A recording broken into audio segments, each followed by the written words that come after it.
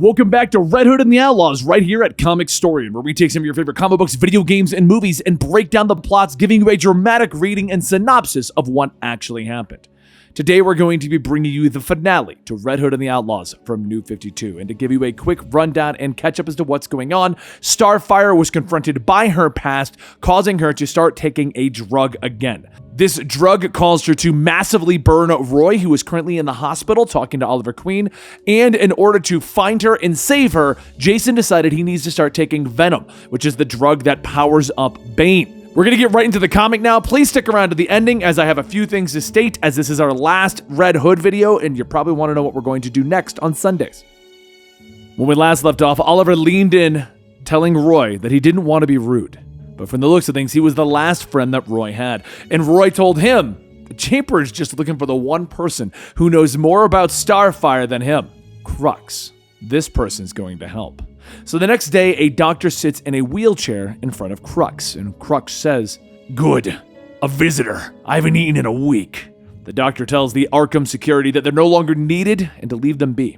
The guards begin to step out, and one says that he really isn't comfortable with this, but they have their orders. So Crux begins to pull on his chains, and he says, "You would be the 9th doctor sent in to try and cure me. Give me a good reason why I shouldn't be eating your bones right now."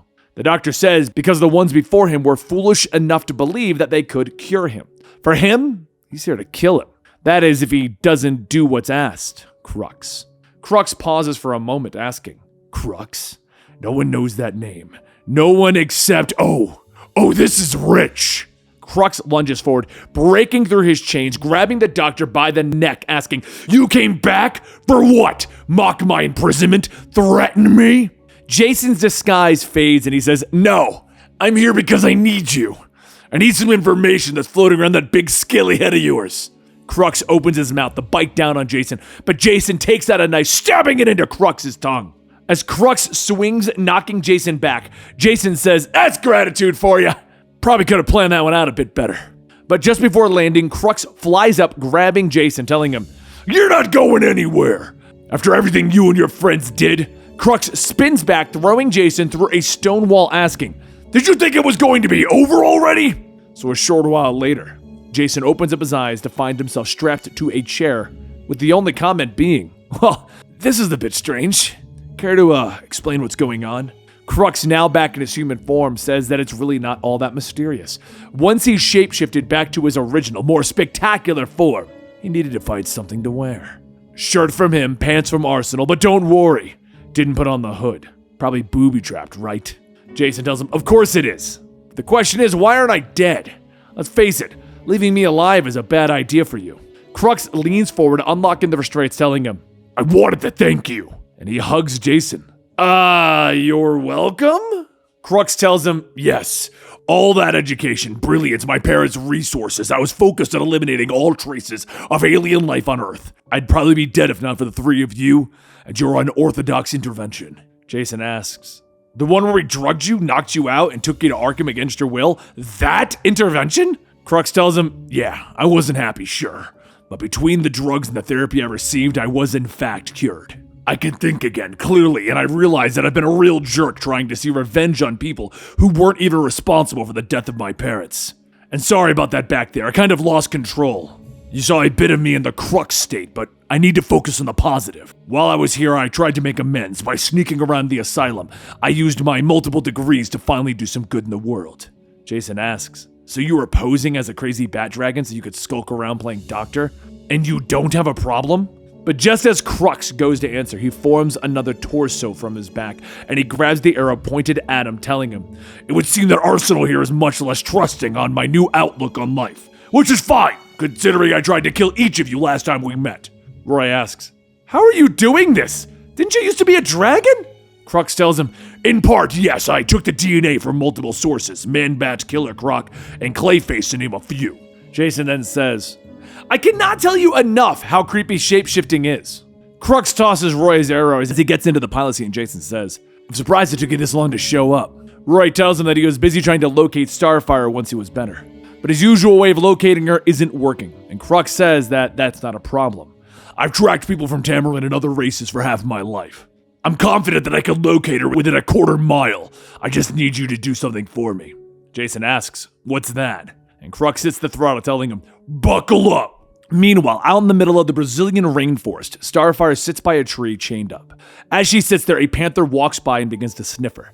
It steps back hissing and Starfire lunges at it screaming, but before he can grab it, the chain snaps, slamming her into the ground. Starfire looks at the chain, trying to burn it, but nothing happens. She screams in frustration as she falls to the ground and she looks up. You? Am I dreaming? She blinks to see her sister, Blackfire, Commander, standing before her, and Blackfire says, I'm sorry that it came to this, but if anyone's going to at long last put you out of your misery, be glad it's your sister. Starfire stumbles back, asking, Blackfire? You rule all of Tamarin. How did you get here? She holds out her glaive, telling her, that is a longer story than you might imagine. But get down! She tackles Starfire to the ground as a group of citadel fly overhead. And Starfire quietly asks, how are they here? How is that even possible? Commander uses her powers to put Starfire asleep, telling her that she needs to rest. Everything will be all right. And as Starfire slowly passes out, she is mortified that her sister found her so weak.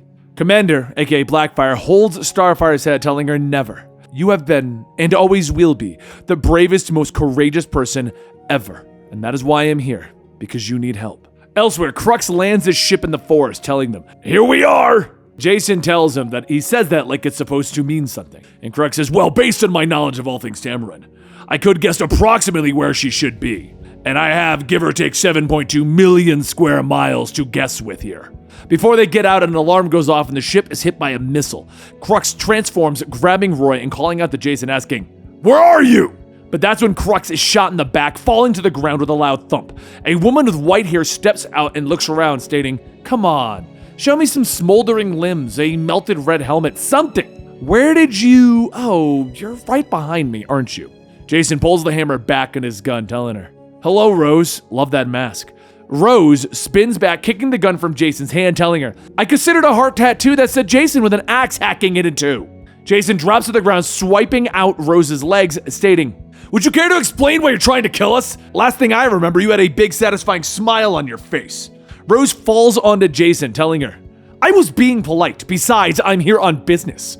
You and your friends are a distraction, an impossibly adorable, positively scrumptious distraction.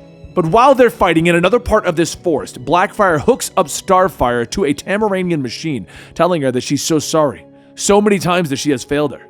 She can't even protect her own people. How is she supposed to protect her sister? Starfire smiles and weakly says, nonsense. Every day, my every thought, you were there. She then begins to get back up, stating that they need to go find the citadel, find them and kill them. Blackfire sits back down, telling her that they will. There will be blood, but she must rest. Every warrior needs her strength. As Starfire sits back down, she hugs Blackfire, telling her thank you. And then Commander's tone changes as she asks, what was that back there? You were drugged out of your skull. You're too strong to be an addict. Starfire rolls over, telling her that she learned her tormentor was hiding on Earth. He could not have come here without support, the infrastructure. It comes through the black market drug trader. She wanted to get those responsible by working her way to the upper echelon, but it was a foolish risk, and the only thing she did was destroy their base. Commander grabs her battle gear, telling her that they could talk about it later. The machine will flush out the drug, and she won't be long. Elsewhere in the forest, Roy asks why they're bringing her along. She did try to kill them, and Rose says that she would just cut his head off if he tried to stop her.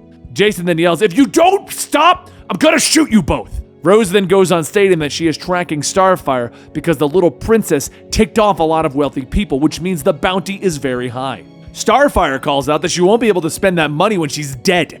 And as the two charge at each other, Roy asks, how long is this going to take? Jason tells him, about 3 seconds, Roy. Rose is thrown into a tree, and Roy says that he was only off by 3 seconds. Starfire then flies over, kissing Roy, stating that she is so sorry about what happened. She almost killed him, didn't she?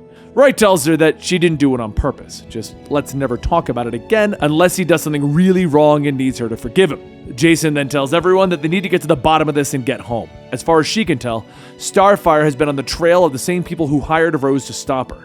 Rose then asks, are you saying that the people that hired me are involved in an intergalactic drug trade? But before Jason could answer, Crux yells, you're gonna need to see this! It's imperative! Everyone looks over the ledge and they see the white Citadel fleet gathering on the ground, and Roy says, oh, it can't get any worse than that, right? And right behind them is the leader of that army. Jason turns back, opening fire, stating, "I can only assume that you're hellspawn." Hellspawn laughs, telling him, "Oh, that is completely ineffective, and nothing less than I have come to expect from you Earthers." Jason tells him, "True, but you wouldn't respect me if I didn't try." Starfire flies up, telling everyone to get back. Hellspawn is the most vile, genocidal warlord in the entire universe. But before she can attack, an arrow lands straight into Hellspawn's chest. And he asks, "Really? That is almost too adorable to take offense." As he finishes, the arrow discharges an electrical blast, with Starfire following up with an attack of her own. But through the fire, Hellspawn punches into the ground, igniting a massive blue explosion, telling everyone, "I'm used to being challenged by warriors. Only Earthers assume to send children." Rose throws her swords into Hellspawn's chest, but as he pulls them out, he laughs, and they begin to deteriorate. Soon the Citadel surround the group, and a voice says, "That is enough. Your next move against our liege will be your last." Everyone stops upon hearing the voice, and Jason says, "Oh, I am so sorry." Commander steps out, stating that there is no need to feel bad for her sister. There is a war coming, albeit a brief, one-sided war. And as a responsibility to her people, she is obligated to side with the ultimate victor. Rose laughs, telling Starfire, "You got yourself some sister. I didn't realize you came from a family of losers." Hellspawn calls out that the people of Tamarin were wise to align themselves with his wishes. In exchange for their commander-in-chief, he will grant them their relative freedom. A generous offer that he is not making to the people of Earth. Crux looks back at one of the Citadel soldiers and states, "That is interesting." Commander kneels down before Hellspawn, telling him that the Citadel is ready to act at his command. She only asks that he spares the life of her misguided sister. Hellspawn tells her perhaps, but unlikely. Crux whispers to Jason that he has been studying aliens his whole life, and one of them was the Citadel. The breastplates that they wear are wired directly into their brains and each other. Jason asks if he's stating that they can take them down with a switch, and Crux says, "If given the opportunity, yes." So Jason steps forward, telling Hellspawn, "I need to put this into perspective. You're getting a little flaming ahead of yourself. So how about we clear things up? This planet doesn't belong to you. Not yet, not ever." Hellspawn laughs. "I cannot take another moment, Commander. You know what to do." At that moment, Commander releases all of her Blackfire power into Hellspawn, creating a massive explosion from within his body. Hellspawn grabs her by the hair, yelling, "How dare you!" and throws her across the street. Jason shoots out the legs of one of the Citadel soldiers, stating, "This one's all yours." And Crux begins to rewire the breastplate, telling him, "I'm gonna need about 5 minutes." And Rose yells at him, "You have 2!" Starfire flies in, hitting Hellspawn, screaming that she could kill him for hurting Commander. But Hellspawn tells her that that is impossible. And then he's hit with an explosion as Starfire turns to see where it came from. And Jason runs up holding a giant blaster, telling her, "Go find your sister." She takes off for the skies, following the crater left by Commander's landing. And when she finds her, she finds the lifeless body on the ground. She screams loud enough for the people on the battlefield to hear her. And Jason pauses as he listens. And in that moment of hesitation, Hellspawn grabs him by the throat, telling him, "You will pay attention." But as all of the Citadel aim at Jason, all of their heads suddenly burst into flames. Hellspawn says that he will die, knowing that their victory means nothing. There are more soldiers where they came from. There are more powerful weapons in this universe than even you could imagine, Jason Todd. And at that moment, there's a thundering boom that deafens everyone as a beam of concentrated fire turns Hellspawn's body to ash. Jason falls to the ground, and as he looks up, he sees Roy riding one of the Citadel tanks, and he gives a wave. A short while later, at Commander's ship, Starfire tends to her sister, stating that they are resilient people. If they can get her home in time, they might be able to save her. Jason tells her that if there's anything that they can do, but Starfire stops him, stating that they'll be fine. Crux will pilot the ship so that she can stay by her sister's side. And as Jason and Roy step out, Starfire tells them thank you. And Roy asks, for what? She says for letting her do this alone. It's a family matter. She hugs Jason. She gives Roy a kiss.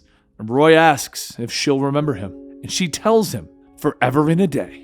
As Commander's ship begins to take off, Roy tells Jason that he should probably go on ahead without him. He's gonna check for spoils of war, destroy what's left. Jason says that he understands that it's a good idea. So the two hug one last time, and Roy heads back to the battlefield alone. He looks at Jason and tells him that it's okay if he needs a minute. That couldn't have been easy, having lost his team. And Jason laughs, stating that they weren't a team. They were friends, helping each other pick up the pieces of their lives. They were the Outlaws. And that concludes New 52's Red Hood and the Outlaws. A fun Red Hood, Roy Harper, Starfire storyline that over the course of however many issues this turned out to be, just became incredible. And for a lot of you, this is the Red Hood that you know and love now. This is the superhero Red Hood. This is where it started. He was always an anti-hero before this. He was the villain. He then became Batwing or Nightwing or whatnot. He was one of those weird characters. We'll put an image of him up here. But either way, Red Hood, the one that you all know, the one that is like a superhero that is in and out of the Bat family, started here. And I never covered it on the channel, so I thought it'd be fun to make this our Sunday series for a little while.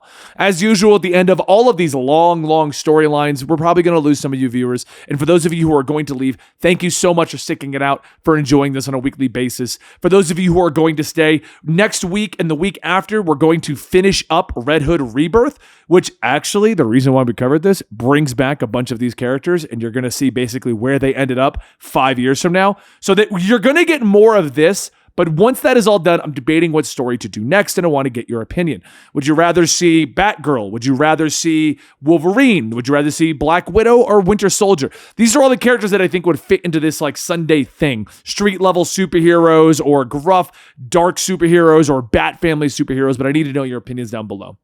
Either way, I hope you guys enjoyed this series. I hope you guys are looking forward to find out what happened to these characters when we touch on them in Rebirth next week. And just thank you for watching this whole series. You guys are incredible. Your support is incredible. And I really enjoyed doing this one. You know, Red Hood's one of my favorite superheroes. And I'll see you guys next week with the next chapter. But either way, New 52 complete. We're done with this. Thank you.